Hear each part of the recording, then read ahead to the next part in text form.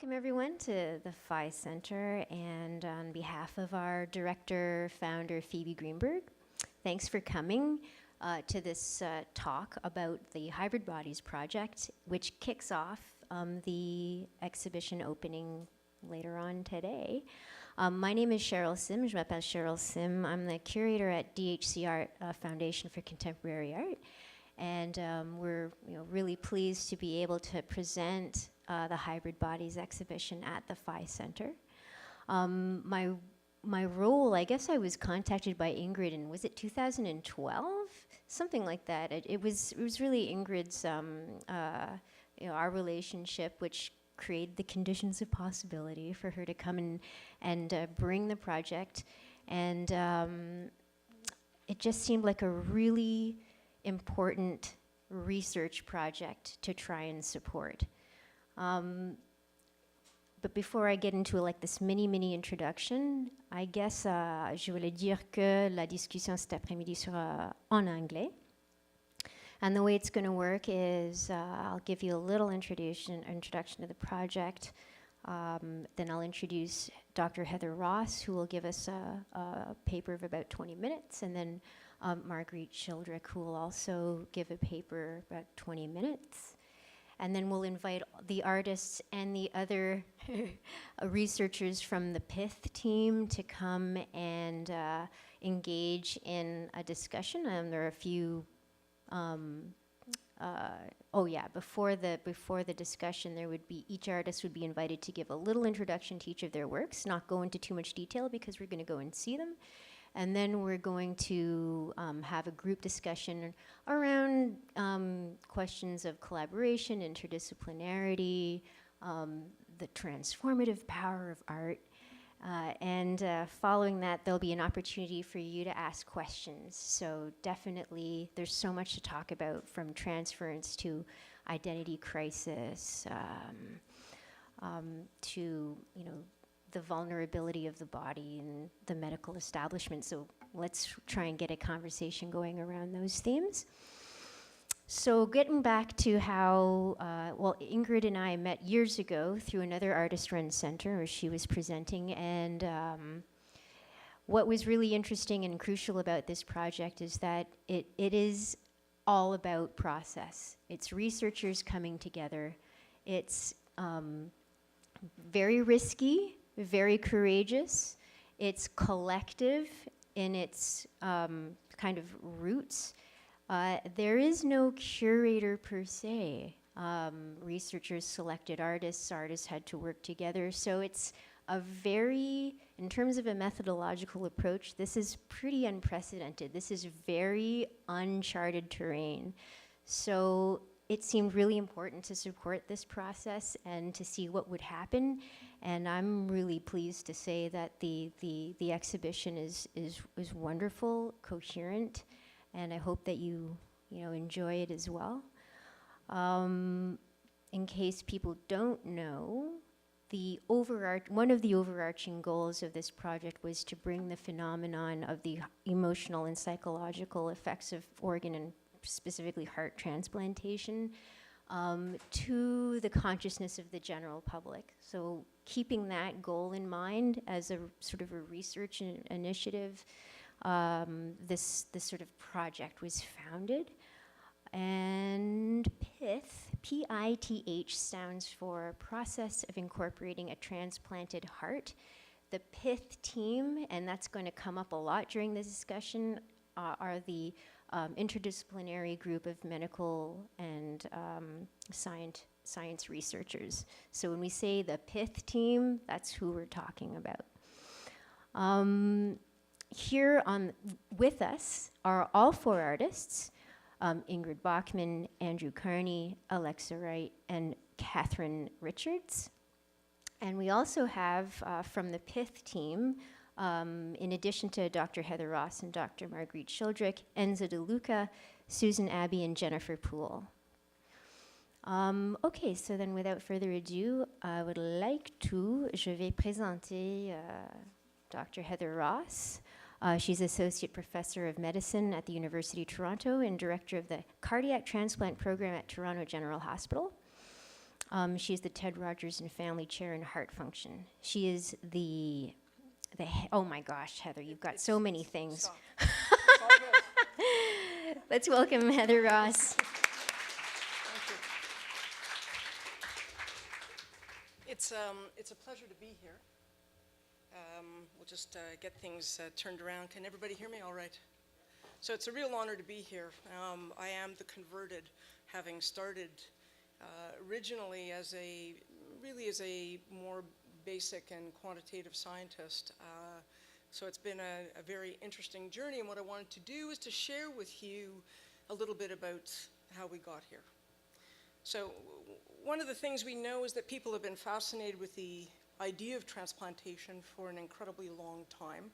I'm certainly not going to speak to art because that's, I think, the expertise in the audience and not me. But it has fascinated people, this idea of taking one part from someone and attaching or putting it in or grafting it onto somebody else. And certainly that's where our program started. Now I'm going to start, and I'm going to present it in the way that it started for me, which is a little bit about science, and then I'm going to move into the project as we go along. So I want to frame things a little bit for you so you might understand some aspects of the patient perspective. And the first is that we're talking about heart transplant patients. So these are patients who have had heart failure. Heart failure is a condition which means that the heart is unable to pump adequately to meet the needs of the body. And it is an epidemic in Canada. Many people don't know this. There are about 500,000 Canadians with it, about 50,000 new cases diagnosed each year. And despite our best efforts, the one-year mortality is incredibly high at 25 to 40%. And once you've been told you have heart failure, your average life expectancy is 2.1 years. Once you're over the age of 40, you have a 1 in 5 lifetime risk of developing heart failure. It has a huge cost to the Canadian system, about $3 billion currently for what we do for heart failure. The patients that we're talking about in this study have had something known as advanced heart failure. And this means that the heart is so weakened that these people are short of breath on minimal activity, such as getting dressed, brushing their teeth, combing their hair, or in fact even at rest. So they're unable to do anything because they're so limited by shortness of breath. And along with the breathing, the blood isn't getting adequately to their brain and to their kidneys and other parts of their body, so those start to fail as well. So cognition is impaired, very challenging. When we talk about these patients clinically, these are the patients that have such bad symptoms that we believe they require specialized interventions to manage those symptoms or to prolong their life, hence the issue of transplant. These patients are suffering. I don't think there's any question. We know that they are, the traditional way that they're dying with advanced heart failure is a death from drowning. So very slowly and steadily they get more and more short of breath. The blood pressure starts to go down. Their consciousness starts to wane. Some of them will have sudden cardiac death, but in fact, as heart failure severity worsens, the vast majority of death is actually due to progressive pump failure or what we call drowning. So if we think about Canada, and I said there were 500,000 Canadians with advanced heart failure, at about any given time, about 5% will have advanced heart failure. So that's about 25,000 Canadians right now with advanced heart failure. And in the country, we do about 180 transplants. And an area for future projects, we do about 80 mechanical hearts a year. So when you think about it, there's about 28,740 to 48,000, depending if you believe the 10% rule, who have no life-saving option and are going to die. So when you put a patient on the list, they actually know that they are waiting the lottery of life. This is something that they're all too familiar with. From a cost perspective, as a society, we know we can afford transplant. And the major reason that we know that is because so few hearts are available. So one of the best quotes that I have ever seen, and patients are well aware of this, is that cardiac transplant is repeatedly described as the gold standard treatment for severe heart failure. In epidemiologic terms, this is similar to describing the lottery win as a way to fix poverty. So patients know this, and a lot of what happens while they're waiting is this idea of, is it going to come in time? Somebody has to die for me to live. Is this going to happen? So there was an amazing thing that happened, and I really do think of us as strange bedfellows, Margaret, I hope you don't mind, but there was a meeting that happened, and I was asked to speak about the biomedical side of transplant.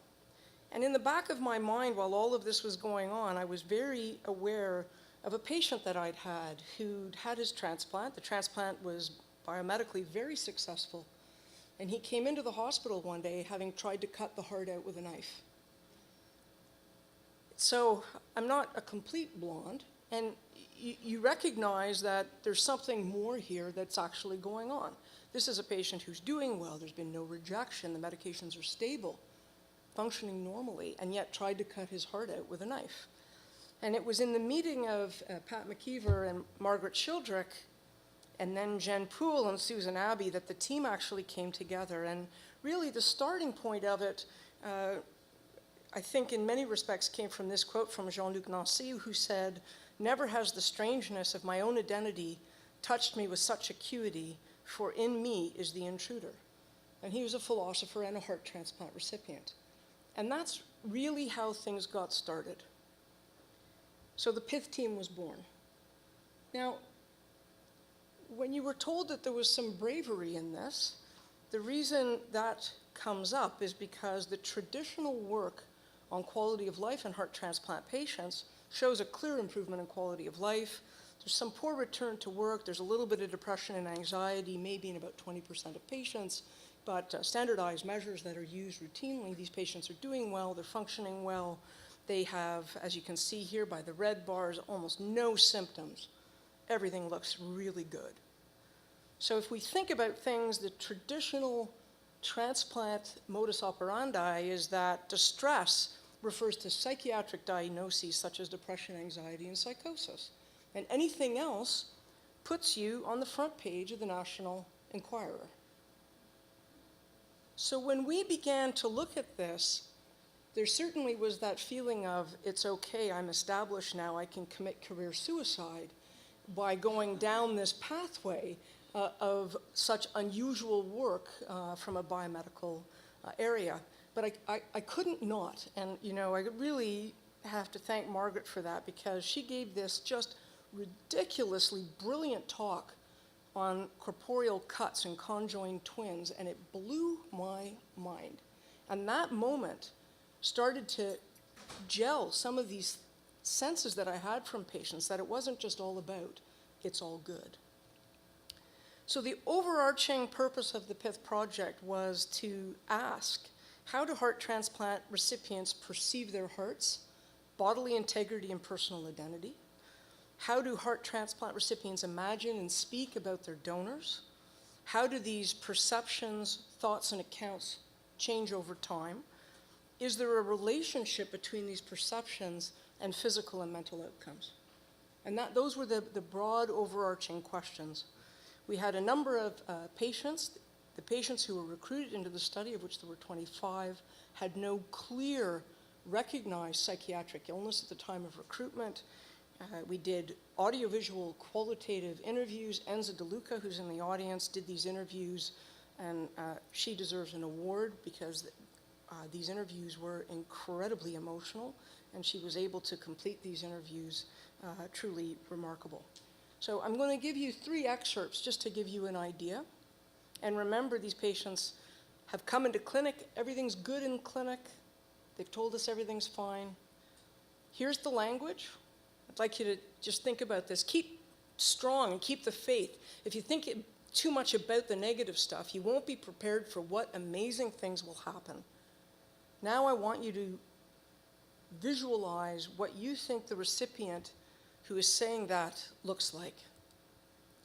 Yeah, so if you try to think too much about the negative stuff, then you won't be prepared for what amazing things will happen. Okay. Doesn't seem very amazing. And that was an example of a disjunct between what she was saying and what we're actually seeing in terms of her bodily comportment and how she's actually displaying some of her feelings. This is another example. I would be dead, but it's fine now, and I'm completely different. I'm active. I can do Be dead. Well, I knew that, but Right. you know. But now it's fine now. You know, Yeah. it's completely different. I'm active and I'm living, but it took a while. And finally, what is life like now? It's good now, it's fantastic. The last 2 years have been, I feel like I've been in a war. What's life like now? Like, what's a typical day like for you? I'm still adjusting all of it. Right now, it's good. It's fantastic. The last 2 years have been I feel like I've been in a war, a battle. So I think you can see if you just read the written word, you might have a very different impression about what patients were actually feeling. And when we used established audiovisual methodology, and Jen Poole is here and will be coming up for the question if you have questions about that, none of these patients, as I said, had previously identified as being high risk for poor psychosocial outcomes, and yet 22 of the 25 that we interviewed displayed this type of disjunct between what they were saying and how they were actually holding their body comportment, or frank distress, tearfulness, hand motions, clutching, blocking posture. It was remarkable. And for me, I would say this was an earthquake. And when we took this out to the biomedical world, it was an earthquake. But it wasn't widely accepted and published in the top heart transplant journal, so we have effectively stirred the pot. What we recognize from this portion of the study is that issues of distress and disruption may not be flagged in the usual way, and that patients have a clinic personality where they feel the need to come in and say that everything is great, and I think it's because they are thankful, which I'll come to. But clearly when we did these interviews, that's not what we saw. One of the criticisms was, well, you've got a very large transplant program. Maybe this is a sampling error. Maybe you just happened to, by pure chance, pick 25 patients who really were having issues. And so what Dr. Abbey did with us is we looked at standard quality of life tools, the tools that are established in the heart transplant world, and we sent these out to the PITH participants. And what we found is, looking at the short form 36, a standardized, well-recognized biomedical tool on quality of life. In fact, UHN, which is the hospital, they actually were doing fine. And if we looked at the Atkinson Life Satisfaction Scale, as you can see, only one was unhappy. The rest were actually on the standard questionnaire, were all happy. And yet that distress was pervasive in 13 of the interviews and incredibly present in 22 of 25. So dramatic. And that made us realize that the standard self-report or audio tape or quantitative tools are not adequate to address the true issues of distress. And this is a very significant issue for patients after transplant. And yet when you use standardized form, they're just as happy as everybody else after transplant says they are. So clearly a concern. We delved into this a little bit more, and Jen Poole took this on and really looked at the issue of how the recipients felt towards the donors and that obligation, the obligation of the gift, and what they have to do to repay the gift. And we recognize that in most programs in the world, heart transplant recipients are encouraged to write a thank you letter. These are anonymized, they're redacted, so that there is no identifying information, and then they are sent to the donor family. They're vetted, there's bureaucratic structures in place to make sure that everything is kept anonymous, because outside of Nova Scotia, that is the law in Canada. And yet when we asked the recipients about this obligation to say thank you, it was a very difficult procedure for them. And in fact, when you look at some of the quotes, you get some of these things. It's only a note, but still very hard for me to do. I hope these people, the family, receive this letter. They never find out if the family does. I don't know how to say thank you. It's not enough. It's not enough. I really owe them something. I wasn't really prepared for how intense the emotions would be. I'm not sure if it would be better if everyone knew each other, but it is a very, very emotional process. So I hope what I've given you is just a bit of an insight into sort of this mind-blowing, for me, coming from doing molecular biology research, the results that we found of this study. And I have, for 18 years, I've been in this field, and for the first 13, 14 years, I thought everything was great. So I still think it's amazing, but what I've recognized from this project is that there is much for us to do, because there is a lot more than what we are standard assessing. So what we found overall is that the use of audio-video taped interviews improved our ability to hear and see distress, that the majority of patients have a distress. It's around incorporating the heart, it's around issues of identity, it's around issues of the donor and issues of saying thank you and that obligation, and how do you possibly say thank you. The approach of thinking of the body as a spare part is probably not appropriate for patients because they can't grasp that. And they think about it in a much deeper way than we have ever given them credit for. We need tools to better educate, approach, and prepare patients regarding their experiences with transplantation, and more so, especially in the biomedical community, we need to do a much better job about having these open discussions. So that's what the PITH project was. Pat McKeever and Margaret Shildrick knew these 4 amazing people. And I have to say, when the project started, again, I fell back on my biomedical training and I thought, huh? And that has also been an amazing experience and journey. And at the start, it was, for me, was the idea was innovative ways to express the results of this research, which in many respects is landmark research. And what it's turned out to be is just the most incredible personal journey as a director of a large transplant program. And with that, I will close. This is a word poem from the recipients about their donor. Thank you very much.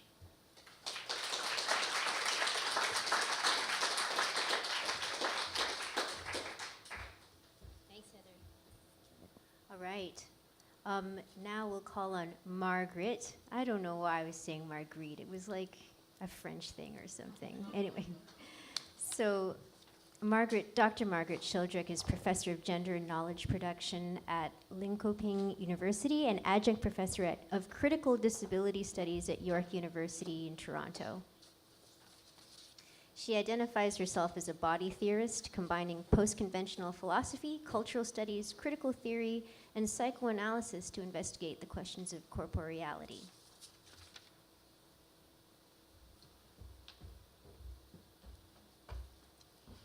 So hi everybody, and thanks very much for, I think I've been set up a bit here by Heather, but I hope it works out that we get some other kinds of explanations of the things that Heather's been talking about. So I've called this organ transplantation and hybrid bodies, incorporations, intrusion and identity. And I'm going to begin a bit like Heather with the observation that heart transplantation has consistently excited a depth of emotional interest that far exceeds the engagement with the technical demands of the operation. The annual number of transplantations worldwide is in thousands, of course, and the heart graft is the second most common procedure. Now, survival rate for recipients is very high, and transplantation is by far the most successful treatment for end-stage heart failure. So my question then is, why is such a relatively low-risk biomedical procedure, and one that's broadly represented as an unmitigated social good, nevertheless provoking widespread cultural and individual psychic anxiety? And you heard the levels of that psychic anxiety already. Now, organ transplantation has long relied on a Cartesian model of the body, the machine model, to justify intrusions into the corpus, as though they are the properly rational actions and choices of an essentially disembodied sovereign subject. So the body is reduced to the status of personal property, to be modified at will. It can be cut open, it can be supplemented by prostheses, or have its parts replaced by organic material from other bodies. So heart transplantation is preeminently a form of heroic, albeit supremely functional medicine, in which questions about the nature of the self are put to one side. Now, of all the organs, the heart is most clearly at the centre of both the imagery and the imaginary of Western culture. It's represented not merely as functional, but as an organ of immense personal significance that speaks to the age-old question, who am I? And in sociocultural terms, the heart stands in for a range of inherently human attributes such as love, empathy, fear, guilt, and so on. In other words, it's at the core of human selfhood. Now, how then does this cultural understanding line up with the biomedical need to represent the organ as a mere pump, as a depersonalised mass that can be unproblematically take its place in what's very lightly called spare part surgery? Now, the mismatch between the supposed utility of the transplantation process and the very clear psychic significance that participants give it forces us to ask about the implications of receiving the so-called gift of life as it crosses the boundary between self and other and unsettles individual identity. But is it possible to reimagine the problematic in ways that would leave behind the disturbing intimations of intrusion and acknowledge intercorporeality as a positive and desirable outcome? So I'm going to start here with a few transhistorical images that show how the meanings attached to the heart have always gone beyond the merely anatomical. Of course, in our own time, there are multiple representations that range from those produced by biomedical technologies such as ultrasound, PET scans, MRI, webcasts of surgery. I mean, you can find these all over the place, through to reality shows on television and any number of videos on YouTube. So biomedical imagery is no longer confined to the clinic. It circulates widely in everyday life, contributing to a discourse of truth about the body. But of course, every age reflects its own cultural preoccupations with how the human body, and specifically the heart, is represented. So my title image, which you can see right now, is a highly typical digitally enhanced image of a model heart showing anatomical accuracy, but with a hyper-realized color saturation. It comes from the Wellcome Library, so it's got scientific credibility, even though what you actually might see if you were confronted with a beating heart in situ is very different. So above all here, there's no visible mess. The heart is neatly contained. It's an organ worthy of what Kristeva would call the clean and proper body. And it speaks to a cultural imaginary in which everything is in its place and accessible to control and intervention. It's precisely the work of the imaginary that enables us to go on believing in bodily coherence, occluding all the instances of corporeal disarray and disorder that we actually do experience. Now, for Aristotle, the heart was the body's most important organ, the seat of intelligence, motion, sensation. It was a centre of human vitality. The 2nd century physician Galen, who is probably the most important person for Western medicine, claimed that it was the organ most closely related to the soul. And in the Renaissance period, human anatomy was portrayed with increasing sophistication. But it wasn't until the mid-17th century that William Harvey first described the circulation of the blood and the cardiovascular system. Now, his account is very strongly empirically based. Hold on. The mouse is deciding not to work. Okay. No, I'm failing to get this to work.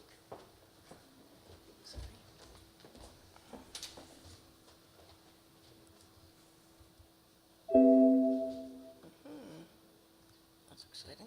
It is, isn't it? Put up slideshow and then I can use the buttons. If you put up slideshow. Hang on. Sorry about this. No, it's my fault. Here, Mm, I'll okay, just here. sneak in here. I'm sorry.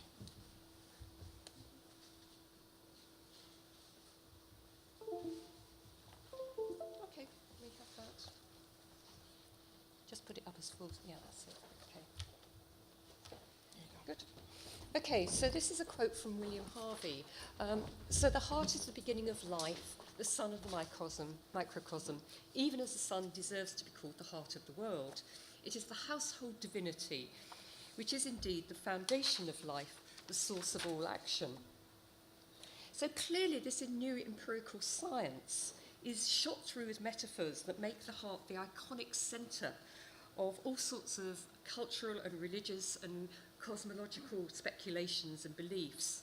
And in the religious sphere in particular, the notion of the Sacred Heart in Catholic mysticism was centred on the substantive physical heart of Christ as the representation of his divine love for human beings.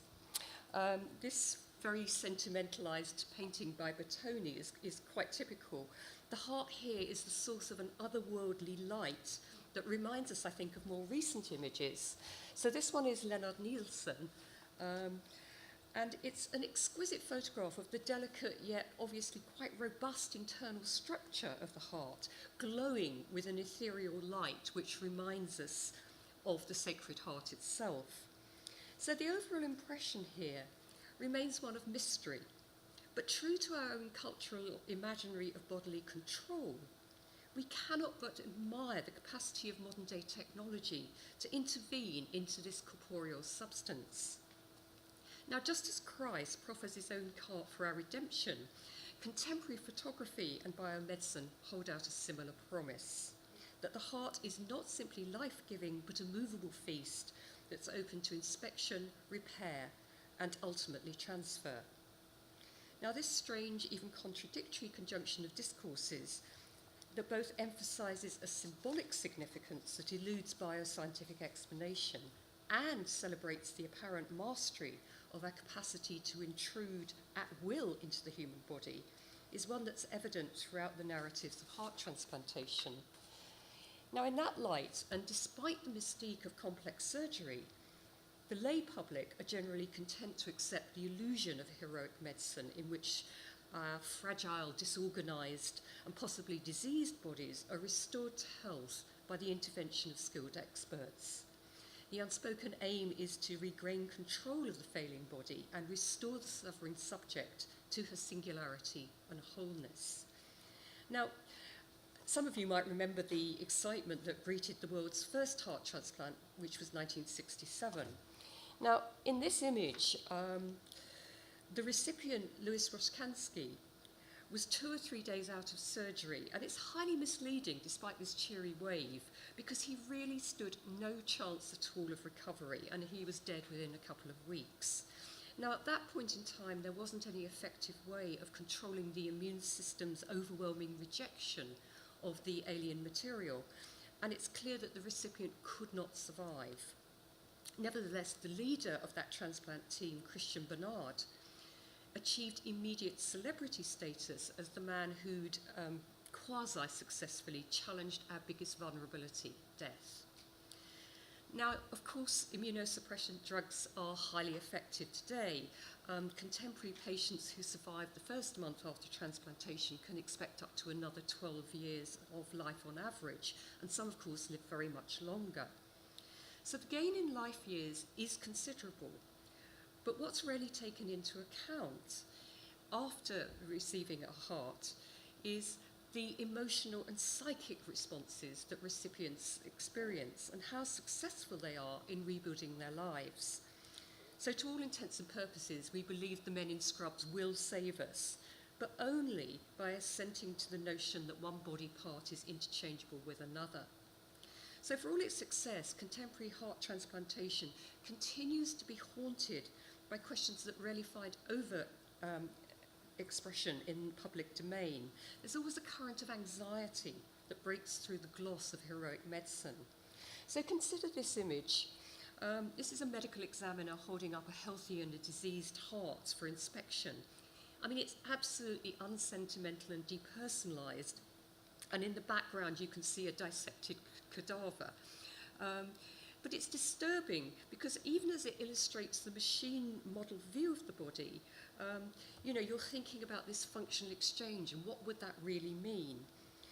Now, in the age of ubiquitous ICT, the imaging of even the most complex biomedical technologies is taken for granted and treated as though they speak the truth of the body, rather than providing a series of representations that work precisely because they appeal to a certain cultural imaginary. Now, I'm not suggesting there is any fixed truth, but rather that the images that circulate in popular media are highly constrained by their mode of production and are limited in respect to what they don't portray or suggest.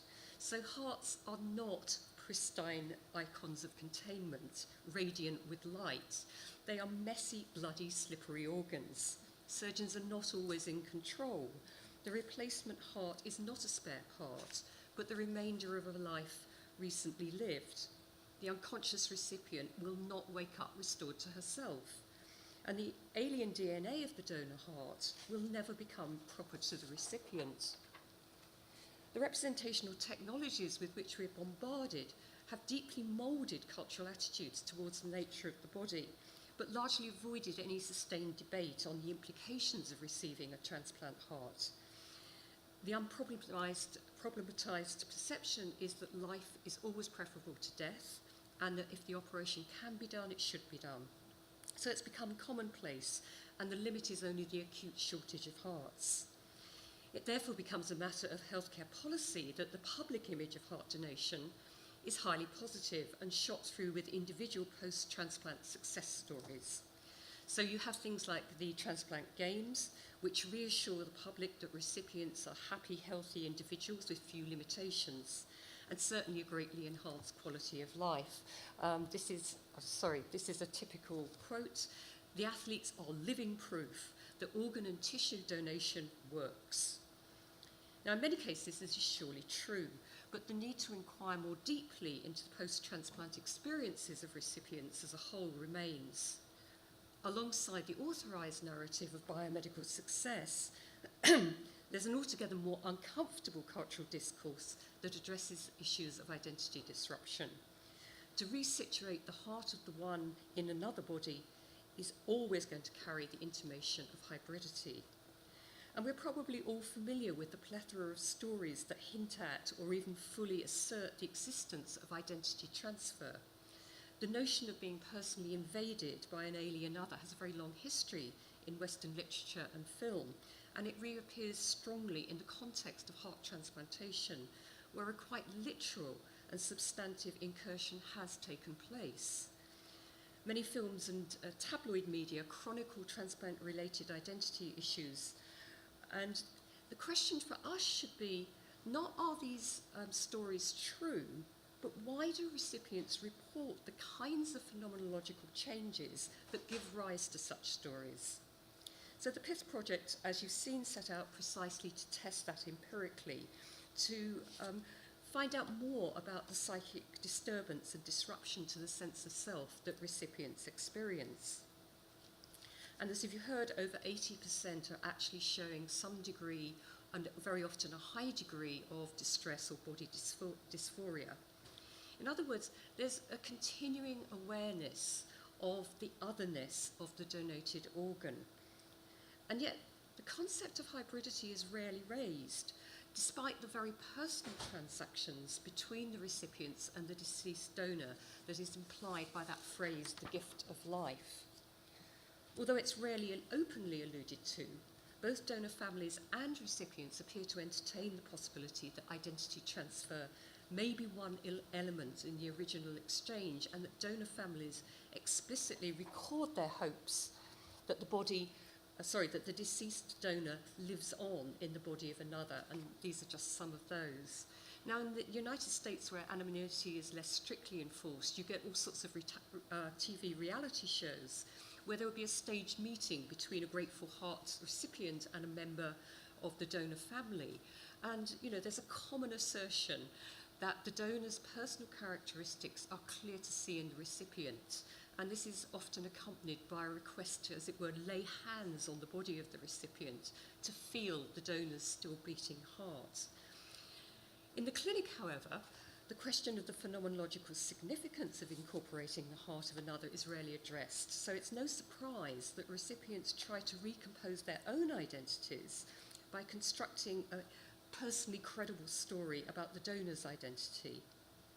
But why are the clinic responses so limited, and why is the gift of life promoted as an unmitigated good? Of course, clinical staff share the socio-cultural imaginary of the recipients and donor families, and they want to promote donation as the act of happy, smiley people. And better yet, this is one from the UK, as the act of a superhero. Now, a recent website hosted by Trillium hooks into the cultural zeitgeist by suggesting that transplantation is a benevolent act of recycling. And I find that site really creepy because it willfully suppresses any understanding of what embodiment might really entail. The Recycle Me message is all about being clean and shiny, despite the reality that each donor body is effectively eviscerated, yielding on average 7 organs. So death plays no part in these campaigns, and there's a strong implication, which is precisely what the donor families might want to hear, that the donor will go on living indefinitely. And yet organ donation rates themselves remain stubbornly low. So is it that beyond the cultural imaginary that promises control over the body or even evasion of death, a more troubled and disturbed understanding of embodiment is circulating? So whatever the authorised narrative, nobody stands outside the popular discourse in which the breaching of the boundaries of singular identity is seen as an aspect of transplantation. Our respondents talked about various aspects in their dreams, in their imagination, their confusion over the pronoun, is it my heart or is it still his or her heart, which shows this question of identity is ongoing. The heart was rarely seen as a transferable organ that shed all, vestiges of a prior location. The recipients talked about a body that is not one. So how can we understand what it means to incorporate the organs of another, to become, in effect, hybrid? What's the significance of radical intrusions into the body where the DNA of one is incorporated into another? Can the self continue unchanged, or does hybridity disrupt and speak only to a becoming that is inherently co-constitutive? But I'm wondering, can we see hybridity not simply as the disorganisation of personal embodiment, but precisely as the condition of possibility for connection with others? So perhaps it's Deleuze who will take us forward here. As the body overtly participates in novel connections, we need to reimagine the components of human identity and its supporting ideologies. So in place of separation and distinction, there's a need to rethink through intercorporeality, or more radically, assemblage, where many different elements come together in all sorts of flows of energy. Now, we hope that our multimedia approach makes clear that the problematic of the intrusion into the body's putative unity and self-identity can't be overridden by positivist representations of biomedical advances. As we see it, the cultural imaginary speaks only to a singular and distinct self that's contained within the impermeable boundaries of the body. But as Catherine Wolby puts it, the organ recipient is involved in the most direct and literal form of intercorporeality. So perhaps it's precisely the idea of fixed boundaries and of bodies that end at the skin that is the problem.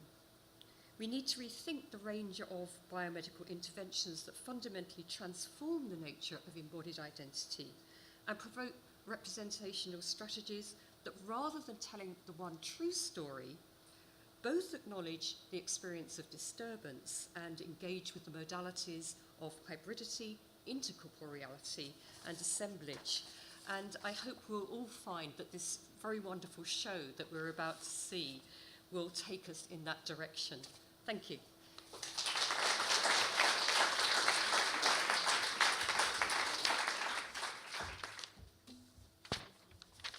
Thank you, Margaret. All right, so the purpose of having Dr. Shildrick and Dr. Ross give us these papers is so we can lay the foundation, really contextualize the kind of research that the artists were working with and the concerns and questions that were raised in this research to create new works. So now I'd like to invite all of the PITH team and the artists to come up on stage. And then what we'll do, yeah, come on now, and I'll just kind of keep talking a little bit. So what they're going to do is they're going to each of the artists is going to kind of give us a very quick overview of introduction to the works that were created for the show. And by way of like a little bit of background, there have been other iterations sort of in progress. There was a presentation that was not, I don't think it was open to the public, but in Toronto, sort of showing works in progress. And then a second presentation at Hexagram at Concordia, sort of works in progress again. So this is a kind of, even though we call it an exhibition, it's always kind of a supposition of works in progress that respond to the questions raised in this research. So I think we're going to start. So it's 5 minutes. So each artist has 5 minutes. Victoria will help you keep on track time-wise. But maybe Ingrid, you could start. Ingrid Bachman. Sure, it's a pleasure to be here, and with 5 minutes, one of the key issues that arose out of this research was the notion of gift and of gratitude, and I have to say that I have a great deal of gratitude for the PITH team, for their research, for inviting us to participate in it, for my colleagues working with the other artists, and for the PHI for being so willing to work with this kind of project. For me as an artist, I've worked in the past, I've never been an artist who's worked with a blank slate or a blank canvas. I always think my work has in some ways had a history of site specificity. But that specificity is not only towards a space, but it can also be an idea, life forms, natural phenomena. So in many ways, this project, to work very closely with the research and the real life experiences of transplant recipients, was really, in its own way, a real gift as an artist, also to be included in this level of kind of scientific research. And one of the things that struck me, well, there were many things that struck me really profoundly in this research. We would go a couple of times a year, we would travel to Toronto, where we would have access to the video interviews. And we would sit in a conference room at the University of Toronto General, and we'd look at these. One time I wasn't able to go, I was ill, so I went by myself, and I sat in a cubicle in a very busy hospital, people in a little room with a little headset and my laptop, and I listened for, I think, 3 days to, once again, all the kind of the experiences. And it was very, very moving experience because, and it made me really want to kind of make work that was really embodied and embedded. One of the things that's really interesting is when you see the video interviews, you realize that these people are very similar. I mean, they look the same, even though they've suffered sort of a great trauma. And so if you break your leg, you have a cast, but when you have a heart transplant, you don't have any kind of really visible artifact or notice that says that you've undergone something like that. So I wanted to work really with the body, and because I felt the PITH team had gone so far out of their comfort zone, I wanted to do that too. I worked predominantly with kinetic and interactive installations, and this time I worked in video and sound. And one of the things that was really important to me from this research was that these experiences are very deep, very physical, and yet are in some ways not visible to the eye. I was lucky enough to know the work of two very talented dancers, Linnea Gviazda and Maxine Segalovitz, through Concordia University when I'd seen them dancing, and I thought, oh, I'm going to ask them if they'll consider working with me, something I've never done before. So we booked a dance studio, we had took in a video camera, and then I sort of asked them to think of to kind of work through some of the major themes that had come out of the research. The notion of the gift as a weight, the gift as burden, the gift as actually really a beautiful gift, a generous gift, the kind of gift as a reciprocal relationship that is sometimes easy and sometimes uneasy. The notion of territory, the sense of what are the boundaries of the body? When do you feel that something is foreign? Or the sense of invasion. The other sense is that notion of, I'm great, but. And so movement seemed to be a very particular and apt way to do this. The other portion of the work is with sound, where I actually took actual quotes from the transplant recipients, had various people read them. I recorded them, and then using a bone transducer technology so that you can actually hear their experiences. But the bone transducer technology works in a way that it's not a loudspeaker or a speaker. It actually uses the bones of the listener to actually conduct the sound. So it's really the only way you can hear their experiences is actually through your body itself. And so I wanted in sort of both a literal and a metaphoric way to work with those notions of embodiment. And I think I'm out of time. Excellent. Yeah, nicely done, Ingrid. All right, so now we'll pass over to Andrew Carney. Hi. I'm just going to talk very briefly about the work, because the work is out there. Well, upstairs is a piece, and there's a piece downstairs. The upper piece is a video piece, and it's been constructed while listening to the interviews, which were extraordinarily interesting. And for us, I think, what was also interesting, we were often sitting there with the scientists that had done the diagnosis of the tapes in a way and extracted information. And so we had, in a way, when we were there, a kind of commentary about what was going on. And just in a very kind of practical way, what I tend to do is make drawings all the time.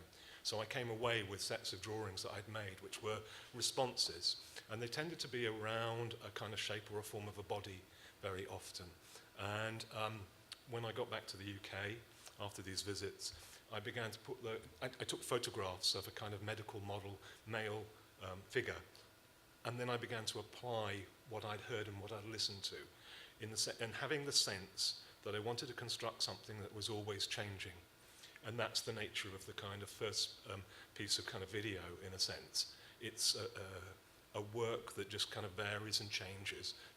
It's unsettling. It's the same figure kind of moving through a whole cycle of kind of disappearing and being conscious. There's very little reference to the heart, though the kind of characters and the things are some black shapes and forms that occur within the figure, sometimes occur over the heart area.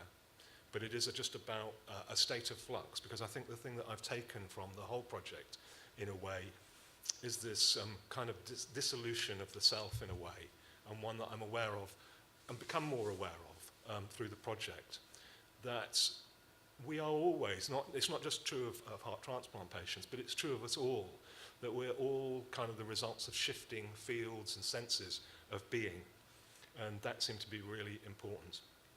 The other piece that I've got is downstairs in the basement in the restrooms. It's kind of typically I ended up down there.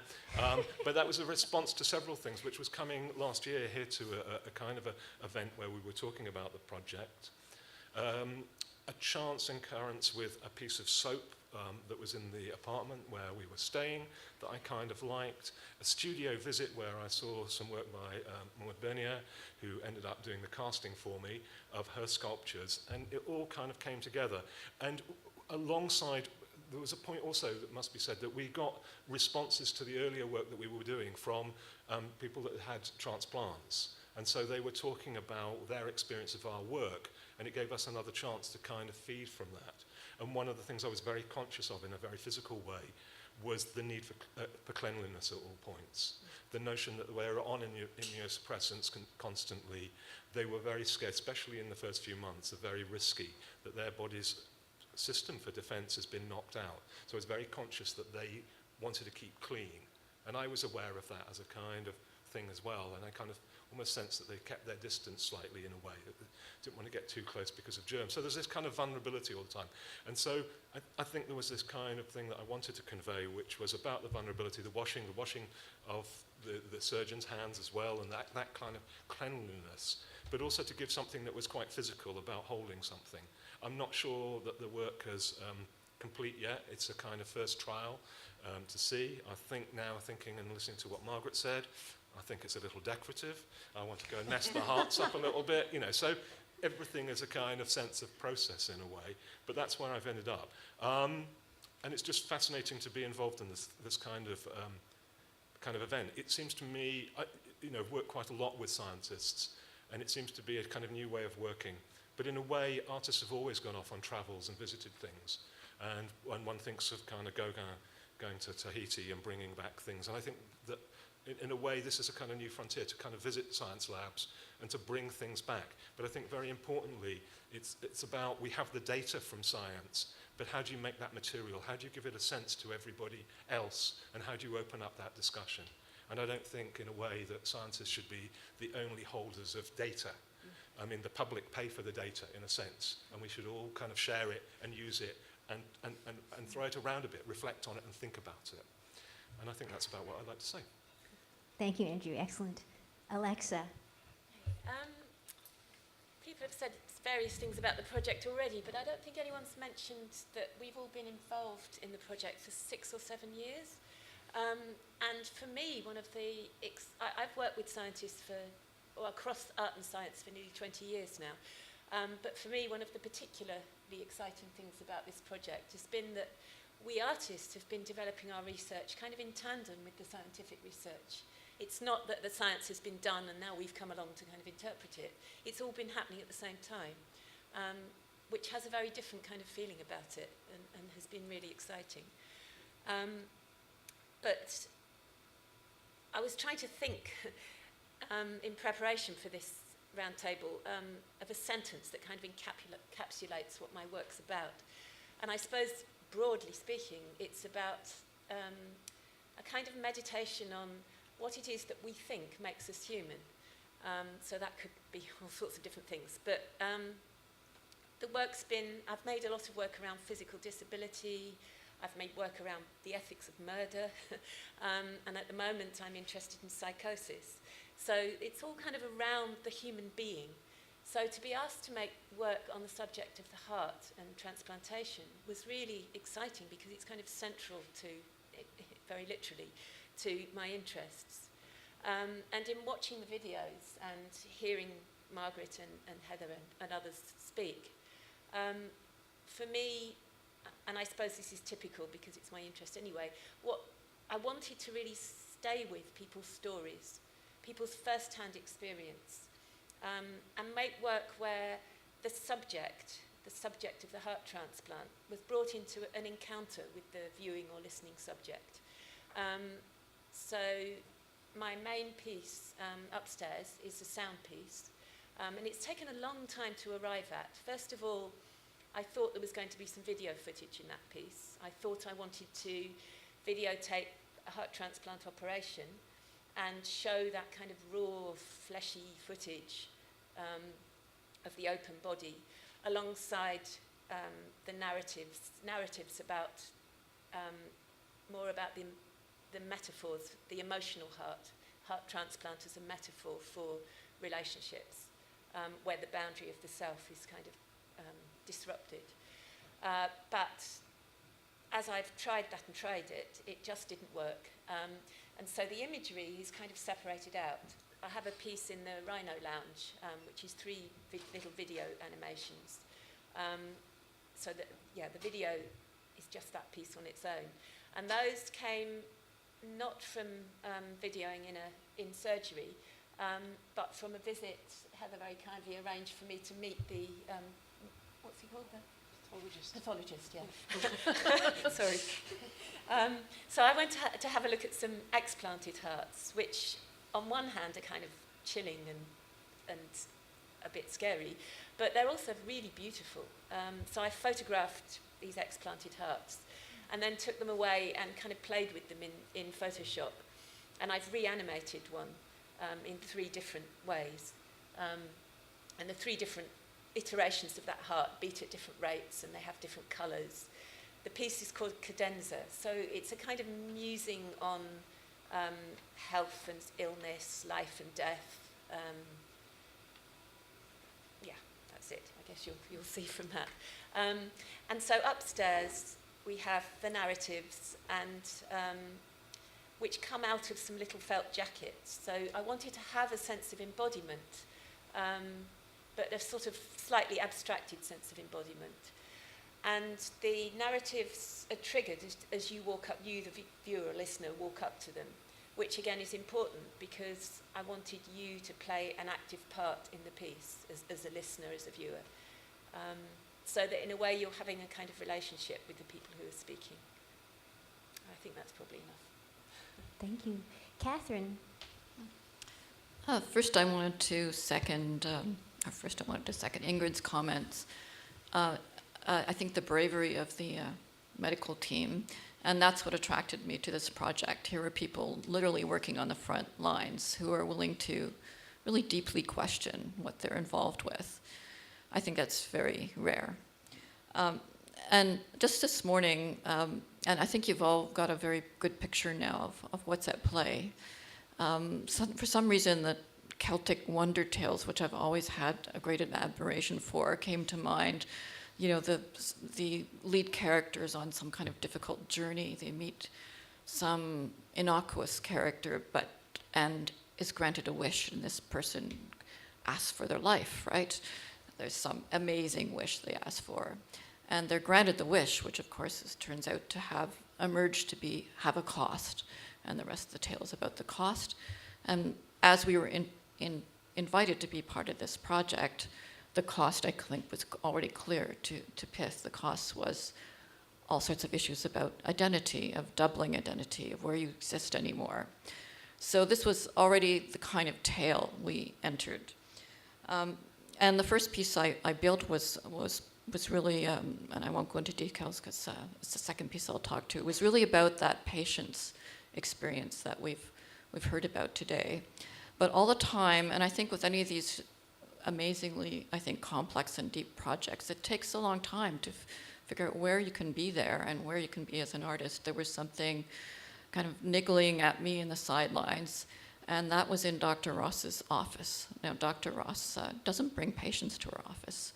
She meets them at clinic. And in the clinic, into the 90% of those people that are successfully transplanted, bring in little tokens, little kitschy little glass hearts, or angels holding hearts, or hearts that she can put on her stethoscope. And when I went into the office, so we were talking about other things, my eyes were transfixed. It was full of these things. They were piled up in piles on top of her refrigerator. They were stuck on her window. They were, on her bookshelves in boxes by the telephone, and she could not let them go. And I thought, this must be the strangest tale of all. This is a modernist structure. This is efficient hospital. These things aren't supposed to be here. What is happening? So that's as we went along, it became kind of more interesting. These are worthless, and yet they're in this environment of the absolute priceless gift.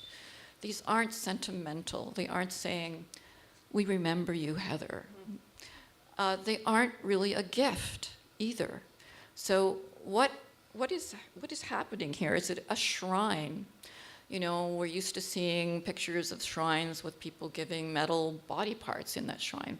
But they're given acknowledging, in a sense, the unknowable, the unspeakable.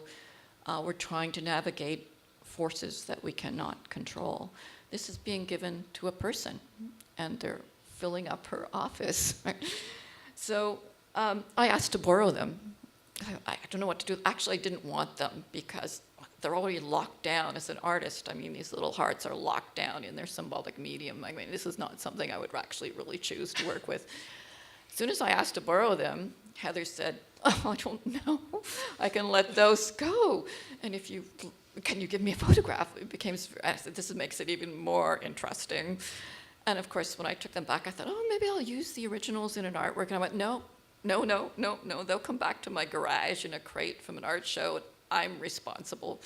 So underneath it all, these felt really charged, though we couldn't actually name it. So upstairs, you'll see my first big stereo prints. There are they're kind of monumentalized, but they're an illusion. And the negatives of the prints, I almost call my metaphysical X-ray. They're like scientific visualization. You're looking past the first visual. And the words on those prints are words that in our discussion that I've extracted. For example, at one point, Heather said, "Why are you giving me this? I'm afraid to ask," because it's kind of opening that up. And I've invited her, I've made my first small ones. I've invited her to write on the prints, because you can hold each of those hearts up. She can tell you that story. And there's quite a few of them. She's going to write on those prints, because these objects are like tokens. I think the patients give them as an instrument. They're agents. They're out there navigating things that are fundamentally unspeakable. And they're binders. We talked about charms. They've bound Dr. Ross, and they're binding me at the moment. And I think that's what makes it interesting in terms of art processes too, because it's a two-way street, this project, between medicine and art. What do we do as artists? We try to make objects that are powerful, that navigate in the world, that are agents. And anthropologists would call them that as well. So, and it's something we avoid in modern art. I think they're excluded usually. In postmodern art, they might be quoted as a shadow. So this is why I'm interested in this particular navigation. Thanks. Thanks, Catherine. Okay, so what we're going to do now is I kind of formulated a few questions that are kind of more around the process, the method, the unknown pioneering endeavor that everyone has been part of for the last 7 years. So I guess my first question would be, given the established culture and norms of, I guess, the medical establishment, the medical industry, what were the underpinnings, that motivated PIF to want to commit to first like an interdisciplinary group, like what brings you together, and then methodologically, how do you function? What are the benefits, hindrances that you've sort of come up to and against and bust through? And then all of the artists also, in addition to having their artistic practice, also work in academia, which has its own like entrenched way of doing things, right? So interdisciplinarity has its own interesting discourse, right? So perhaps you could respond to that. Oh, well, maybe I'll start and say at first I didn't want to get involved with the artist. I'll be very honest. It was so foreign, and there was an incredible sense of trust that the patients who'd agreed to be involved in the study had opened up to us, and I was terrified. As the holder of that trust, it gets a little bit to what Catherine's talking about with the icons, but I was terrified as the holder of that patient trust, because I had no understanding or expertise or comprehension of what the art could be, what it could mean, how it could help.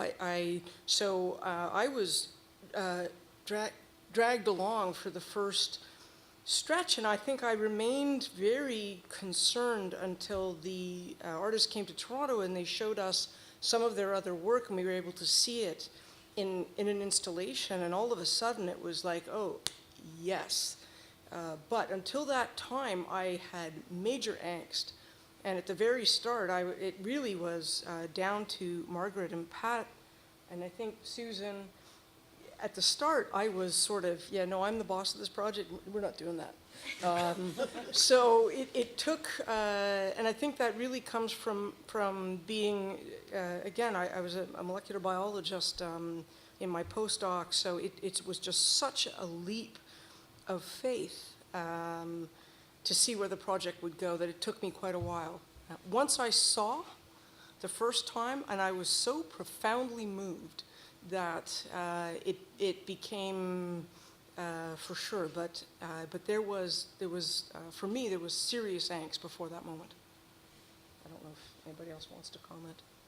I think, yeah, I think it was a bit of an interesting shock for us, that kind of approach, because I think Alexa and I come from the UK, where in a way it's become this kind of process of people working together is quite manifest, and the Wellcome Trust, who are a very big and major player in terms of giving grants, almost now favour grants, applications from scientists that include that from the beginning. So it's a kind of established way of kind of working, and the merits of it are kind of seen. And it is about the material object as a point of contact and a point of discussion.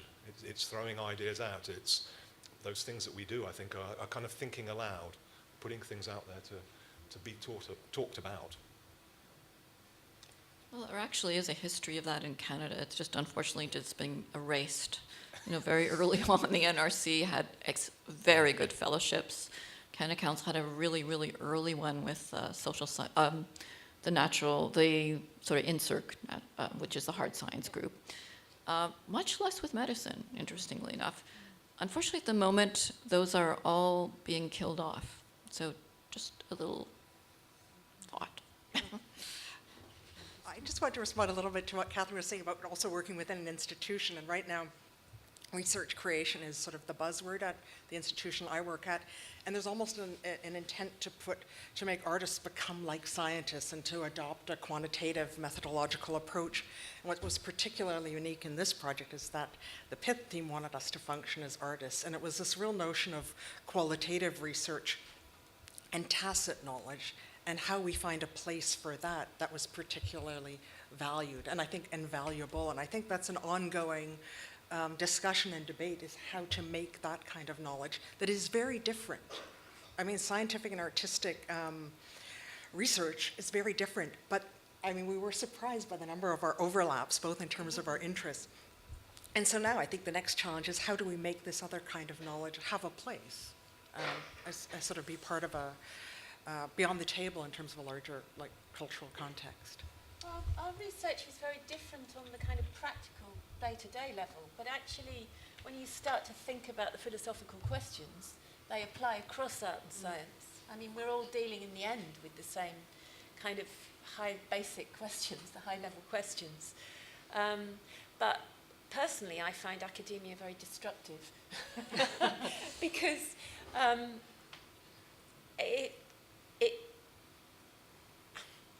in a way, it formalizes the way in which you think, in a way that I think, well, for me as an artist, can be quite constraining. As an artist, you need to have freedom to be poetic, to be stupid, to let your ideas run, to experiment, to play. And academia doesn't always kind of enable that. I just wanted to mention, Rich Gold developed the first artist residency at Xerox PARC, which was one of the most famous and influential information technology research labs in the world in California. He used to give a talk, and in that talk he had quadrants, and he put scientists up here, artists here, under the scientists were the engineers, under the artists was the designer. He said, yeah, scientists, artists, I don't know what all this discussion is about.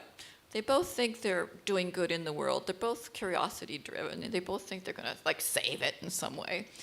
So I think there's a tremendous amount of meeting ground with artists and scientists. He said the problem is between artists and designers and scientists and engineers. And I thought, yeah, that kind of makes sense in a big schema of things. In terms of academic, I was actually on the original committee that asked SSHRC to set up the research and creation grants, because becoming part of a university, I would go to the SSHRC grants and they would say, yes. I would go well, my publications are exhibitions. No, this is for university professors. And I went, yes. So it is the only grant that I know of, though they've changed it lately, that we can do that. Now, it's up to us to reconfigure those, in Canada. These were designed by people like us, right? We're on those committees. We're on those juries. So if we want to have different language in it, we have to go in and do that. That certainly, moving it towards scientific looking wasn't the original intent of the research creation grants, but. And it's not always as isolating. I mean, there's Natasha Myers at York University in Toronto who's been doing a very interesting study, an ethnographic study. She's an anthropologist, but she's been working with crystallographers who deal with very, very complex proteins. And it's interesting, in her study, she came across the fact that they found it very difficult to express the shapes and forms of these crystals, of the proteins, and actually they, of their own initiation, had started to learn to dance. So they'd adopted an art form as a way of kind of exploring an idea and embodying it in part of their practice. So, you know, there's crossover in that way, which is very interesting. I'd like to add another element to this, if you like. I had no difficulty. I'm a body theorist and always have been, I mean, ever since I did my PhD. So I had no difficulty at all in thinking about the body in various contexts, and I'd already done 2 or 3 gigs with Alexa. I knew Catherine from a previous conference where we'd both been doing stuff. So none of that was difficult. What was the real difficulty for me was actually being involved in an empirical project, because as a philosopher, you just get to speculate and, you know, do thought experiments and have lots of fun. So it wasn't the arts-science crossover. The real problem with the interdisciplinarity was, oh my goodness, I'm on an empirical project, how do I cope with that? And the absolute surprise was that you could actually formulate questions and get some kind of answers to them that gave substance to your speculations, which has been an eye-opener to me. I mean, absolutely terrific. And now, of course, you know, in terms of interdisciplinarity and intersectionality, we speak of nothing else in my university. We're all into the new materialism. So this kind of project is precisely where, certainly on the social science and humanities side, you know, there would be more and more things going. And it would be really terrific if we could make sure it comes from all directions. So, you know, I think from medicine and from art, it's really important that our understanding of intersectionality and interdisciplinarity takes off. Because I think it's already there on some elements, but not all of them at the same time. Well, maybe I could, you know, push a little further now that I know that Heather was not on board right away, and that there others were. Given that one of the objectives was to bring this phenomenon, or these issues to the consciousness of the general public, you know, Pith chose in the end to go with artists to instrumentalize art in order to raise consciousness about this health phenomenon. So why art? Why not a PSA or social networking campaign to bring these concerns to our attention? I think I have to answer that right away. It was very pragmatic for me. I have experience in the past of writing grants in the Canadian context and having to provide some formula for how you're going to do your knowledge translation, how you're going to do your knowledge transfer, and it becomes part of, you know, are you going to get funded at all? Only if you have a credible answer to that question.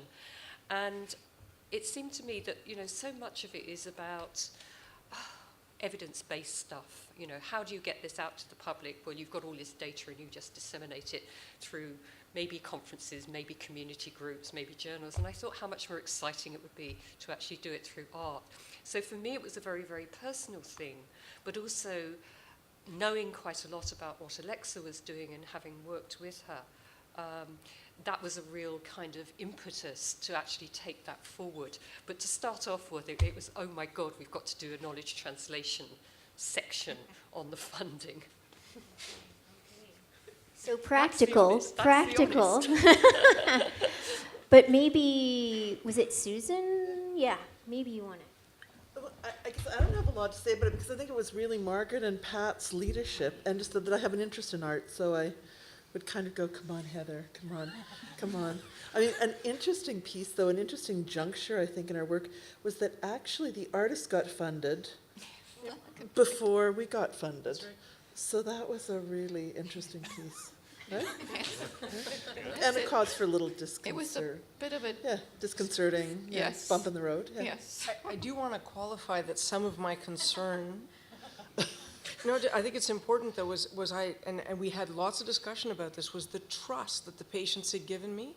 And I'm aware of other ways that art had been used, but it was, how do I ensure how do I get across to the artist that this is just the most important thing?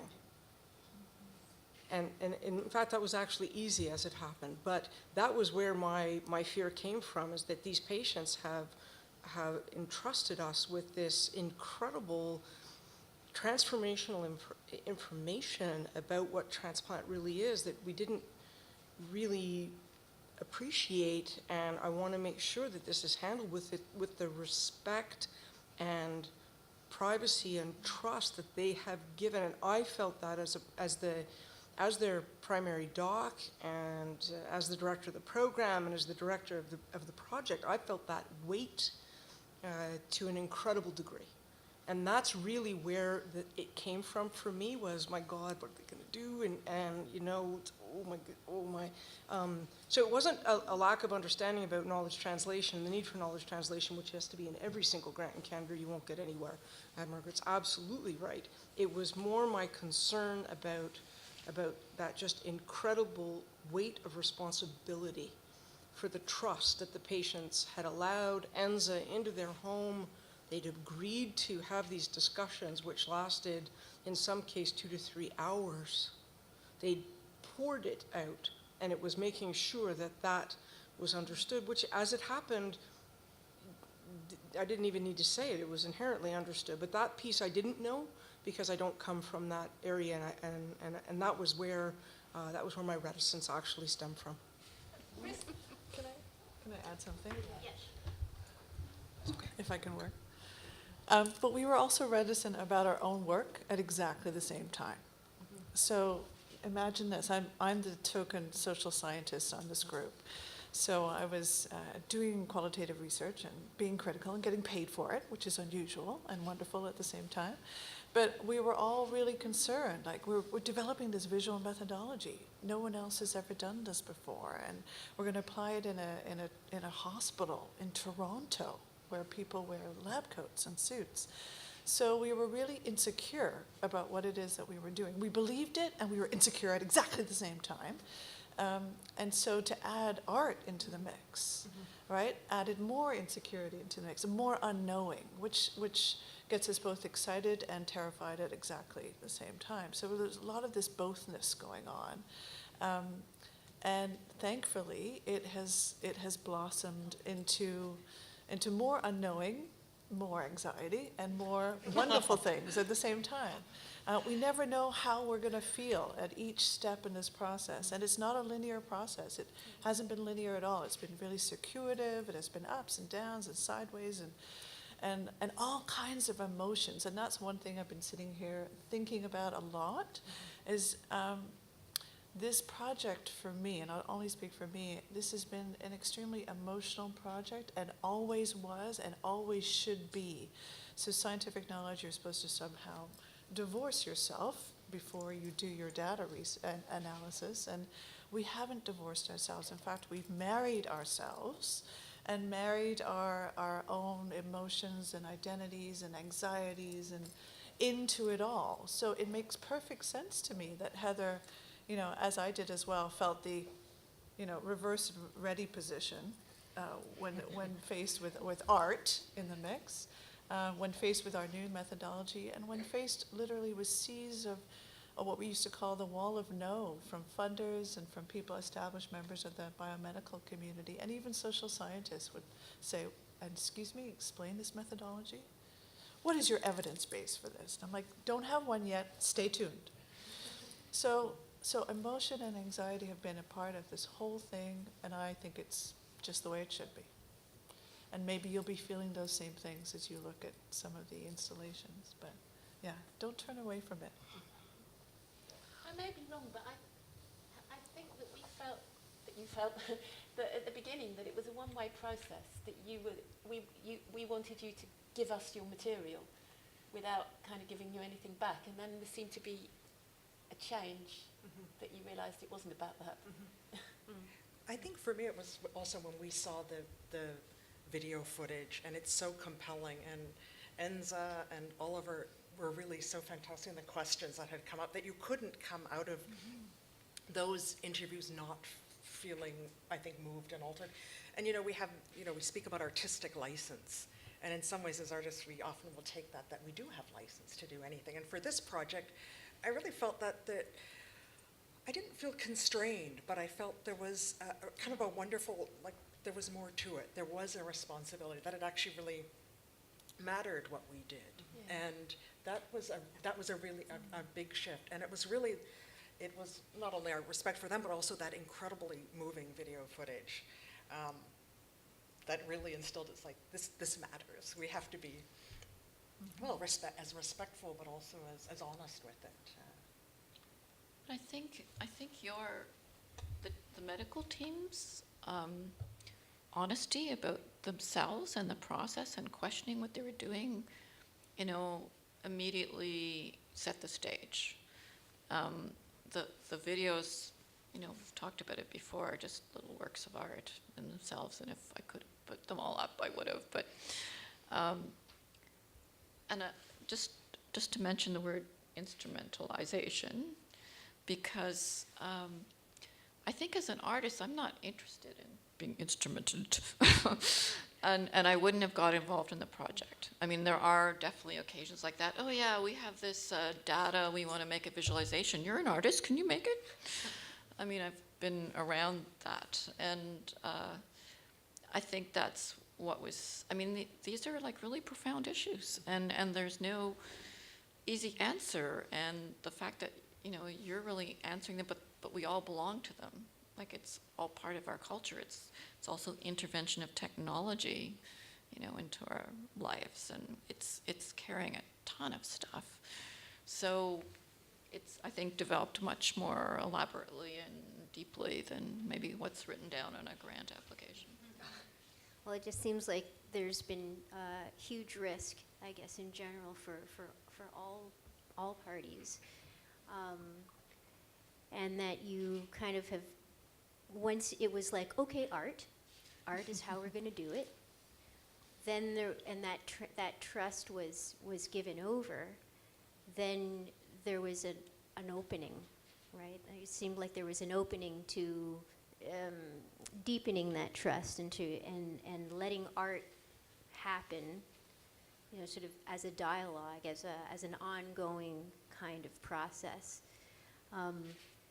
I'm still trying to get an answer to why art, but maybe it'll come out in the next question, okay? I mean, I'm thinking, of course, about, the transformative powers of art, I mean, the ways to reach people, but I mean, that's just my reading into it. But So those are the right things. Okay, good. But I think it's because Margaret had that experience, and I think because one of our other collaborators, Patricia McKeever, had that experience. That let them bring it to the group.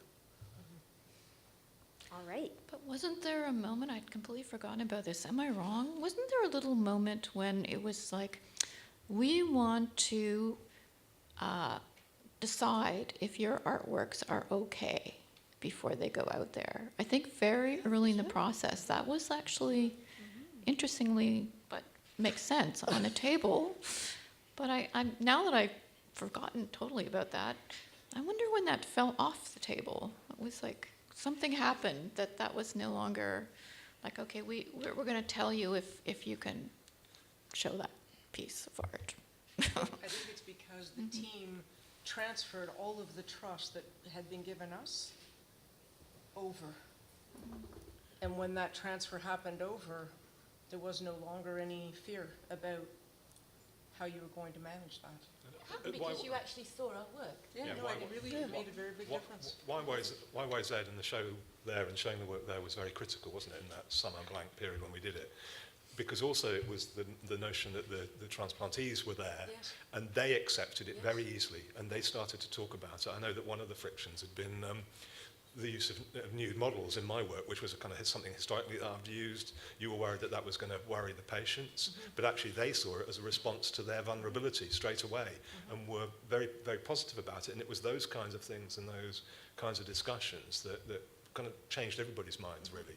And I still think that's the visual art thing seems to be an incredible tool to open up conversations. There is the interview and those questions, but I think putting an object in front of somebody or putting some art can access other things as well, really interesting things. The other thing that really excited me was after that exhibition was, and we haven't sort of looked at it in a way, but it cracked open a bunch of healthcare professionals that had never talked about any of this stuff and felt that it was verboten to talk about, and had had these experiences interacting with the artwork that then kind of let it all start to come out. I also really like that it sort of suggested in some ways a different, maybe another model for artwork that in some ways looks at the artwork functions to some degree as an artifact or even a forum for discussion, that not everything is housed necessarily in a work, but it's really what it engenders around it. And that was something we discovered a little bit at the show we had in Toronto, that people would discuss things around the various works. So not necessarily about the work, but that it allowed certain kinds of conversations to happen that are actually, really important.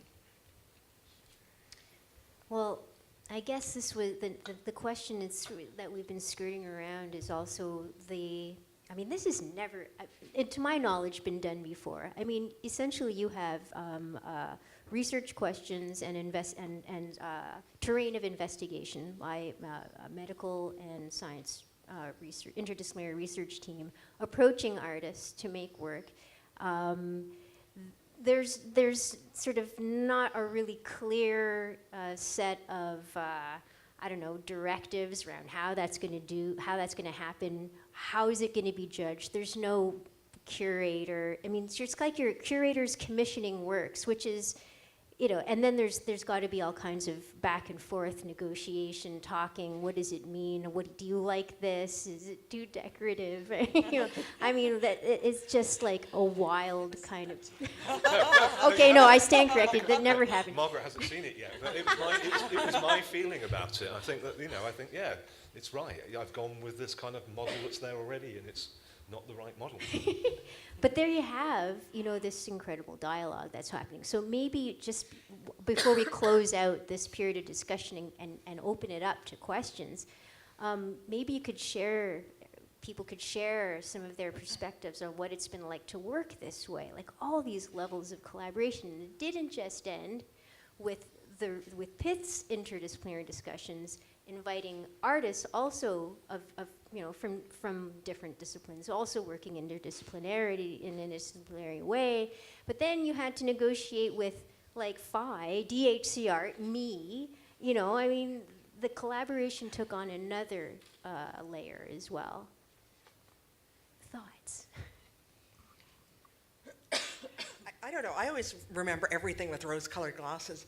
But I think what was actually really interesting about the project is that we really had, we had difficulty, about the funding issue, about trust issues, about control, and it was so interesting too because, in the university system right now, this art science project is just like a dream. They love it.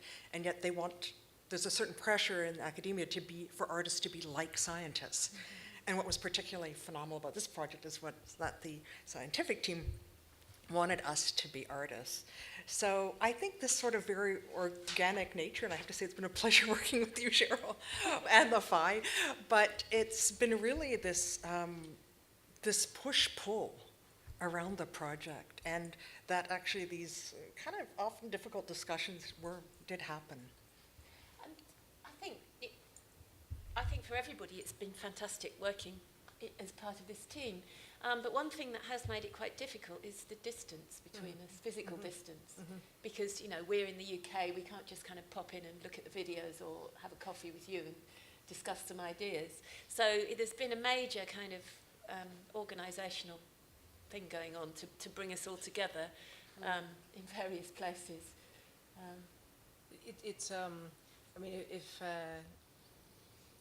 If you asked me 20 years ago, if I thought I would be sitting in this forum in Montreal, I'd be in the different forum watching the Canadiens. I would not be sitting here. This would not have been. So I use an expression when I feel that my brain is being challenged, which I think is always a good thing, and that is that this really twisted my noodle. So it really took me out of my comfort zone, which I think is important. We have grown as a research team because of it.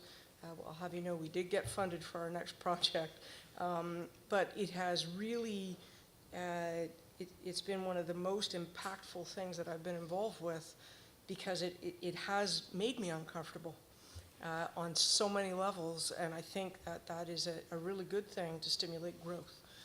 So I definitely did not anticipate being here and have found the journey remarkable. Yeah, I think that was a good moment. when we realised we twisted your noodle. Yeah.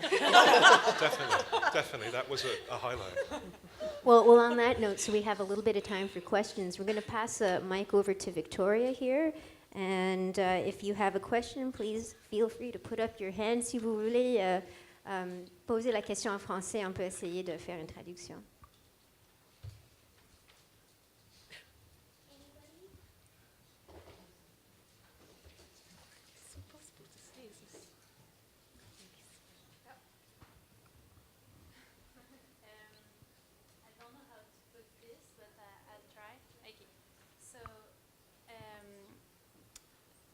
One of the things that stands out for me is the opportunity of a different experience than an experience in your specific milieu.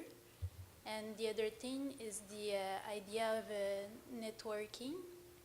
And maybe because I'm still a student at the university, this idea of academia and specialization, and I don't know, just like being in art, I feel that there is this opportunity to go outside the box, and this that I have the possibility to network or to create relations with other specialized people. And yeah, so if I would go, for example, in another domain of studies, I would have this idea that I would be more restrained, as if in art I feel that I could, if I want to do like a research on biology marine, I could just go and do it, and it would be accepted in the art milieu. And yeah, so just this idea of network and opportunity of experience. Yeah. One of the wonderful things about being an artist is there's no job description. I mean, you can kind of make it up as you go along, which I guess is what you're saying. And I think that the kind of opportunity that this gives you is to be shaken up, is to find new things. And I'm always telling students that I teach, get out there, do things, go and visit people. You never know what will happen. You know what the outcomes will be, who you'll meet, where it will go. And it's a very incredible part of the creative process.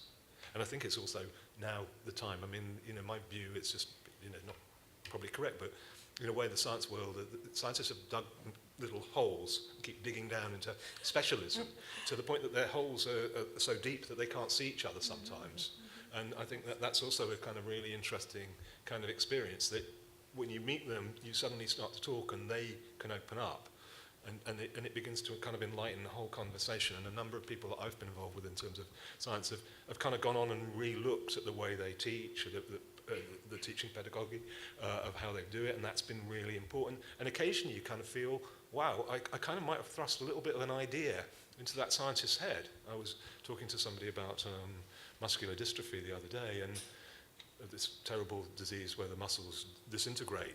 And he was looking at models, but I don't think he'd ever really thought of what happens in pregnancy when the cervix opens and those kind of muscles stretch, and he didn't really know about the biochemistry of that. And you kind of think, well, it's a dream, but maybe if he looked at that, there'd be some sort of biological process that he could then understand that might have some realization in his own work and this other work. So it's that kind of opportunity. And I think that scientists are very often quite concerned about being careful about what they say to other scientists, but actually artists allow them to say a little bit more, and it'd be a little bit more speculative.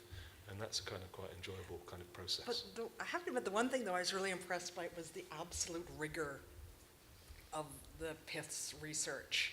And I felt like sometimes artists are kind of lazy, and I guess I've become, not lazy, I should say maybe I've become a little bit suspect of pseudoscience. Now, when I've really, because sometimes, artists and scientists are kind of pitted against each other. And so I have to admit that I was really, really struck by the depth of the research and their willingness to go outside of that. And so that, I think this kind of collaboration is really interesting when the two sides kind of meet. But I don't know, I feel there's a little pressure right now at the University for artists to become scientists, and so it makes for a lot of some artists making sort of claims in a scientific realm, and you know, again, that was the real strength in this one. I have to come in on this because I work with other scientists as well, and at the cutting edge, science is chaotic.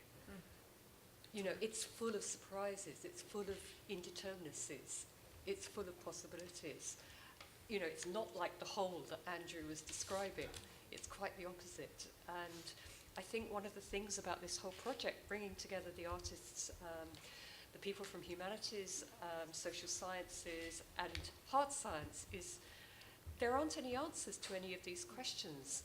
And the networking is all about, well, every time you think you're getting near to understanding something, a whole new plethora of questions explodes in front of you, which can be answered in multiple different ways, or not actually answered at all, but can be addressed in multiple different ways. So the arts and the science keep integrating and falling apart and then coming together in different ways. It's a process that's completely ongoing. You know, there isn't a hard science where, you know, here's something we're going to find out, here's something we're going to get the evidence for, and then we're done with it. This project has gone on so long, partly because, you know, it's a struggle to get funded, but partly because every time we have got new material to look at, new videos to look at, new shows to look at. This is the third show that the artists have done. A whole new questions, a whole new set of questions arises. And I kind of, in my head, I think this is never going to end. This is so fantastic. So the networking goes on and on and on. It's like little sort of rhizomes. I'm very Deleuzian, so you'll understand the language here. But it feels like rhizomes, bringing in all sorts of different things into connection with one another that previously had not been. And then they will split apart, and they will form different trajectories, if you like, different connections. And that's what's so exciting about it. Okay, maybe one more question. Yeah, right there.